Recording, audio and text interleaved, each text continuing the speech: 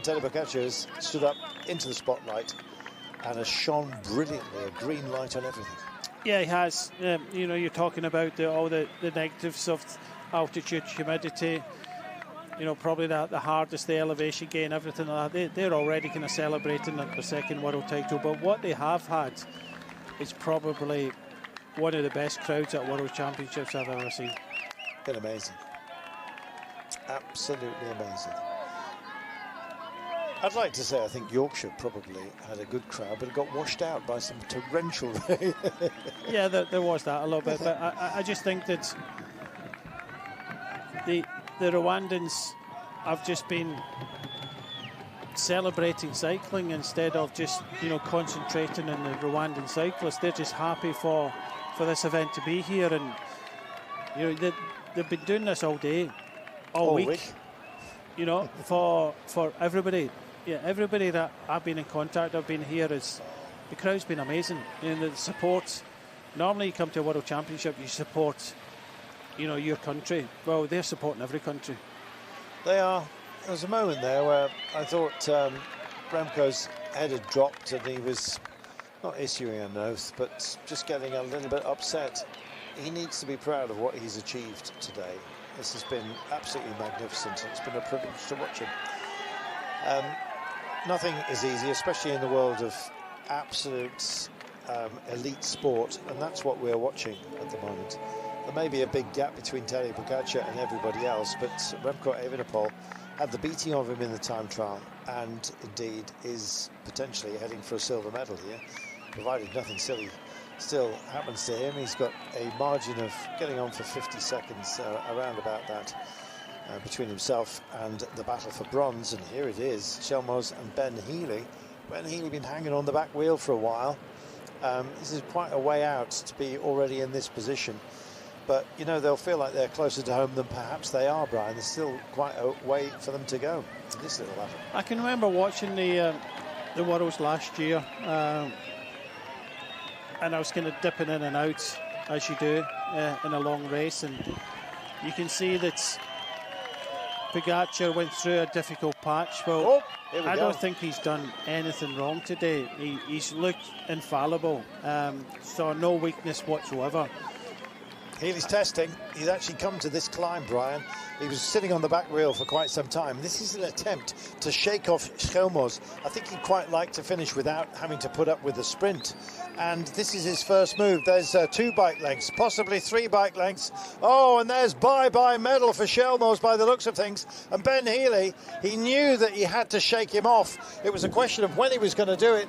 He'd taken an awful long time to hang on the back wheel of Matej Chelmos, and I'm afraid for the Dane that this looks like he's been outthought here by Ben Healy, who's kicked on. It's just a question of legs, you might say, but it's a little bit more than that. You've got to have some planning in there. You've got to be ruthless as well. And Ben Healy has struck out here for a bronze medal. He wants to be on that podium, and he's going to earn it. What a fantastic move it was, Brian. Yeah, he did this in the Tour of Luxembourg. I did just before this race, where both of these riders were riding, but that's just what Healy does. He just goes to the front and starts to grind away.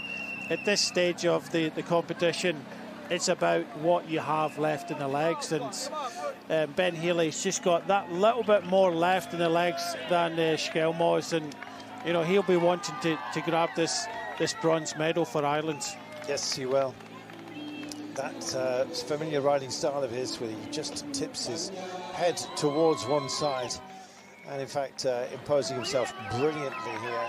Chelmos, not all over for him, but 4.2 kilometres it must feel like it.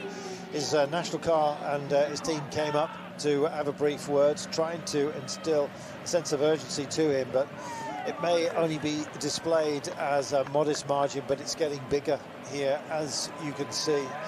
And it is a widening gap, and we have medals defined by the looks of things. And as always, it seems to be on the climbs of this circuit, Brian.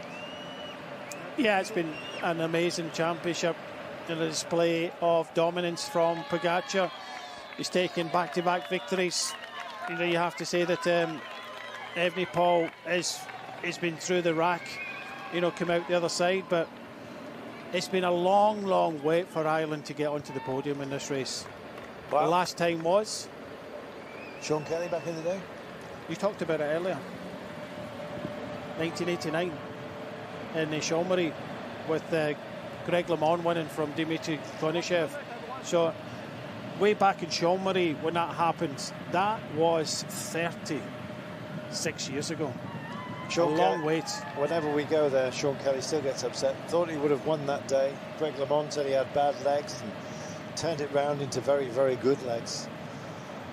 Well, what a piece of achievement to celebrate. Ireland have been on the top step, of course, in the past as well, Brian. 2 years before, 1987. There we are. Well, right now, Ben Healy, it's been a long old gap for a medal at the Worlds, and he's going to get one. So it'll be Lincoln Green, I guess you might say. Actually, that's in England. What am I talking about? What do they call the Green of Ireland? Emerald. Thank you. Emerald Isle. That's right, the Emerald Green. Thank you very much. We have the green of Slovenia that is going to come to the fore, though, however. 2.3 kilometres to go until this man turns green into rainbows. Absolutely remarkable.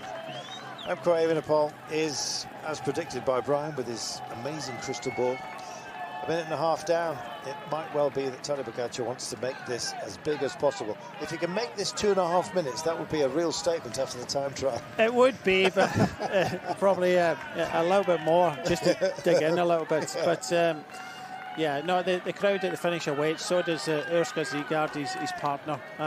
She had a credit to her. She had a good ride yesterday in the women's race. She was in the thick of it towards the end. But she's waiting for her champion. Over the last year, we've only ever seen him in a leader's jersey or the world jersey, and it's going to be another year like that, you feel. Remco is enjoying this little bit of respite on the descent. He's now got to power himself up to bring it home. He's going to come to the cobbles here. It's being shown the gap on the chalkboard. Meanwhile, already engaged at the top part of this climb is Tadej Pogačar himself. Remco holding station around about a minute and a half down, and the celebrations amongst the Slovenian crew have already begun. Congratulations to them. They had a big battle plan. They came here with the biggest team, 9 riders, 8 plus the world champion. That's what you're allowed. They brought them all. They used them absolutely beautifully, but still the big question has to be answered, and part of it began to reveal itself with 100 kilometres to go. What an amazing tale. Tadej Pogačar does it again, and from distance, an amazing gap. Yeah, it's, and I can remember the scenes last year. Okay, it was different conditions. Today it's nice and sunny. The whole team were there, throwing Pogačar in the air. You know, they won the world title for the first time ever. You know, they're celebrating. They came here with high expectations. Okay, the time trial didn't go as well as expected, but this has gone absolutely to plan. Absolutely remarkable. He's had a hell of a season as Tadej Pogačar. Tour de France, of course, went his way. He pulled out of La Vuelta very, very late on. Wanted to concentrate on retaining the rainbow bands, which, of course, it looks like he's going to be wearing next year as well. What on earth can stop him? He could probably run it home from here. But he's on the cobbles for the last time. On the rack, you might say, the entire field behind him. He is going to finish alone, and he is going to finish from such an incredible distance where he started this drive for the line and for glory. And look at the smile. It is a smile that's bursting through the grimace here, Brian.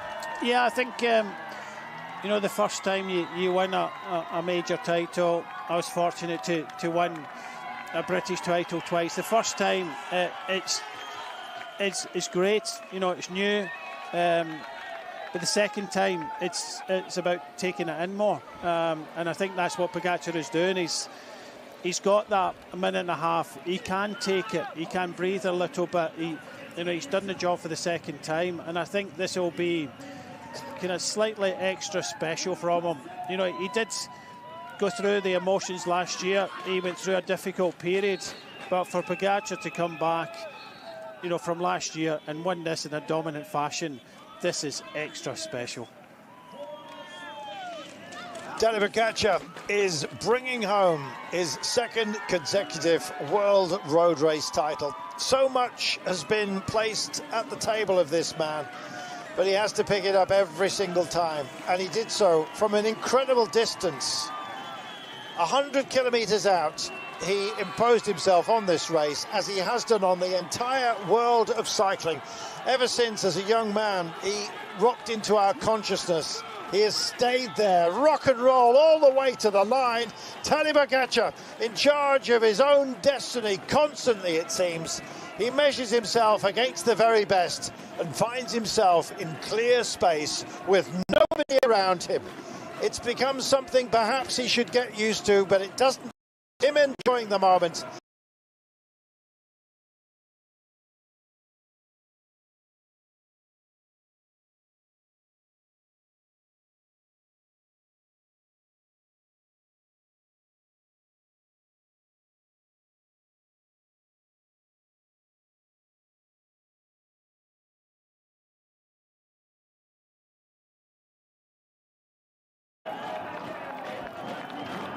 Tadej Pogačar in charge, and how will they celebrate? We shall wait for Remco Evenepoel, who will come in for an amazing silver medal, but just listen to this.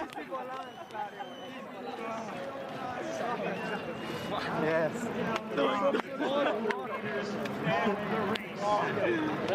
Brian, he never seems out of breath. No, it was amazing. I just like the fact that they stopped the vehicles to get that clean shot at the end. No vehicles in the background, and his whole team already showered, changed, ready to welcome their champion again for the second year in a row. Let's welcome another champion, shall we? Our time trial champion, and really a champion of our hearts as well. Remco Evenepoel. He's had his troubles. Of course he has. He is a man who often wears his heart on his sleeve. Sometimes, indeed, he looks precocious. Sometimes he looks just downright upset and crestfallen. But he remanaged himself. He regathered himself. He reignited himself and his challenge. He has already taken one World Championship title. He may be shaking his head here about what might have been had it been technically a little bit difficult. But in terms of spirit, he has achieved greatness. A silver medal for Remco Evenepoel, quietly accepted now. I am certain there will be a smile upon the podium.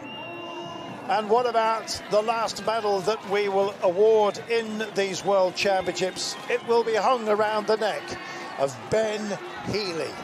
What a tale this is as well. It's been decades since Ireland had found themselves in a medaling position. Ben Healy had to shake off Schelmoser. He also had to shake off any doubts that he had, coming from a small team.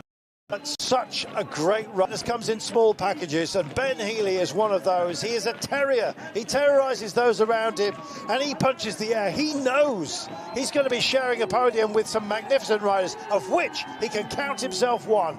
Bronze medal.